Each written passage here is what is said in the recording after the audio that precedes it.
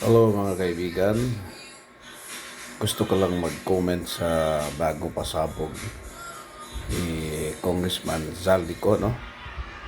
Tungkol sa kanyang pagbubunyag sa pinaka-leader talaga ng sindikato na si BBM at saka si Tambaloslos, no? Si Romualdez.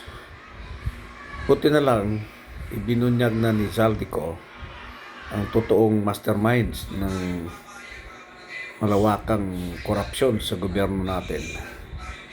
At kanyang nabanggit nga yung 100 billion peso insertion, utos ng hari na si walang iba kundi si BBM, at of course ang kanyang co-mastermind na si pinsan niya si Tambaloslos. So napansin nyo ba na kahit na nadiin na ang pangalan ni Tambaloslos o ni Martin Romualdez, ay hindi na binabanggit nila Senate Blue Ribbon Committee Chairman na si Ping Lacson, nakasa si Soto, parang bawal sila magsalita tungkol kay Martin Romualdez to. Parang ko alam kung nasuhulan itong mga ito. Tsaka imagine kung ididiin na si Zaldico lang. Sino ba si Zaldico? Siya lang naman ay isang ordinaryong congressman, hindi mo siya Speaker of the House. Hindi rin siya presidente. So ano ang kanyang kapangyarihan na gumawa ng malawakang korupsyon na hindi siya masisilipan or mapansin ng kapwa mambabatas niya o mga taong involved, kung wala siyang bossing o pinaka-hari na nagdidikta sa kanya kung anong gagawin. Imagine na, itong malawakang corruption na to, pati mga congressman, ilabang congressman dyan, siguro may 200 o 300, binigyan din ng mga pera para kumampi dito kay Romualdez kung anong mga ginagawa nila para lang hindi makapalag ang mga congressman sa Congress, no? Sa House of the Representatives. Baga sa sindikato lahat para hindi makapalag ang mga congressman. Tinapalan ng pera. So, alata naman na talagang may tao behind, no? Di man pwede si Zaldico lang. Ang maganda lang, nakaalis si Zaldico sa bansa bago pumutok yung issue about corruption na marami nang nagsalita, kagaya nila mag-asawang Vizcaya, sila Gotesa, sila Alcantara, no? Yung mga na-involved sa corruption, si Bryce.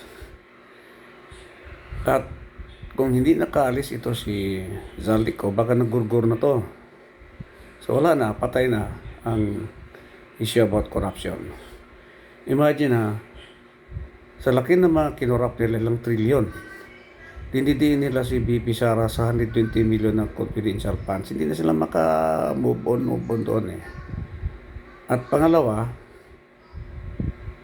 kinidnap nila si Tatay Digong, no? Dinala sa Hague kasi si Tatay Digong pag nagsalita may power yun, may matindi ang karisma nun. Ito lumabas na yung karma.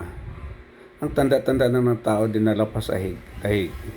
Siya ang nagpalibing ng tatay ni BBM, at nung naging convicted pa nga or guilty ang nanay niyang si Imelda Marcos, hindi na niya pinakulong out of humanitarian reason.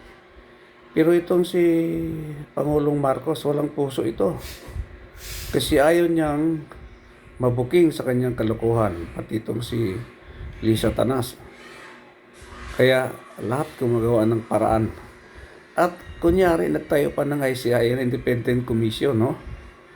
Na kinuha pa si Magalong, kung sino-sino, at nagiging star witness pa si Romualdez. Ang pinaka-mastermind ng dalawang yan, nagiging star witness pa. At itong si Panfilo Lacson at si Tito Soto, baka nasuhulan dito. Kaya nga hindi nila mabanggit-banggit ang pangalan ni ano parang ug sa Saudi pa mamno, bawal magsalita against Romualdez at Bongbong Marcos. Kaya may drama nila.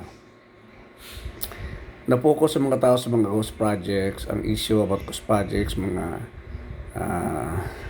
substandard na mga projects sa DPWH.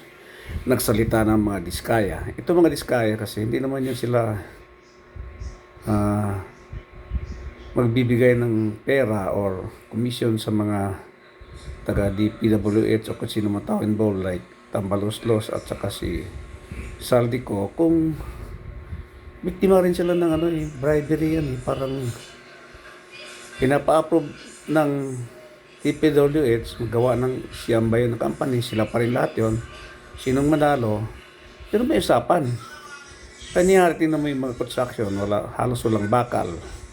Kaya pag bumaha o lumindol, madaling masira. Tapos sa kasagsagan ng mga corruption issue na nagsilipan na dyan sa Metro Manila, sa Bulacan, ang inuna nilang tiningnan ng Davao. Pinag-iinitan talaga mga Duterte. Gusto nilang idiin si Duterte, mga Duterte family. Kasi sila yung corrupt na pamilya o mambabatas. Imbis na nandyan na sa Maynila, dapat yun ang pukusan nila sa ICI. Sino gumawa ng anomalya?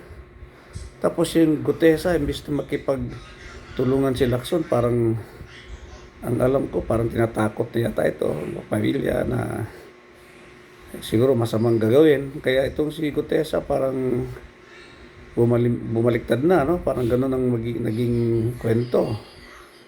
Kasi siyempre, pag pamilya na involved, siyempre, mas mahal mo pamilya mo, kaya willing mong isakripisyo sarili mo kahit bumaliktad ka para masave yung pamilya mo. Pero dito sa pagsalita ni Zaldico na nabanggit kanya na meron siyang mga patunay like resibo, tapos yung mga pangalan, ebidensya ganyan, resibo, ebidensya, pangalan, ay obvious na po mga kapatid. Nagkataon pa naman na magkakaroon ng rally sa Luneta sa iba't ibang bahagi ng Metro Manila. Dadaluhan na Iglesia ni Cristo, ng Kingdom of Jesus Christ, sa GIL. Napakalaking po ito. Baka magaya ito sa tatay niya na people power or makudita ba ito. Pero makapal ang mukha nito, baka hindi bibitaw ito, baka mag-declare pa ng martial law. Now, pag nag-declare ng martial law, baka hindi na rin umubra martial law, baka lusubin siya sa Malacanang, sunugin sila, lulusubin. At pati yung Armed Forces of the Philippines, baka bumaliktad na, no? Nanawagan ako sa ating mga kapatid ng mga kasundaluhan, na you don't have to be loyal to anybody or any Filipino, kundi loyal kayo sa bansa. Kung ano yung para sa kapakanan ng buong bansa, national interest, dapat doon kayo. Kung nakita nyo na presidente ay si Raulo, demonyo, bakit ka pa mag-stay dyan? Tatakot ka na masibak ka.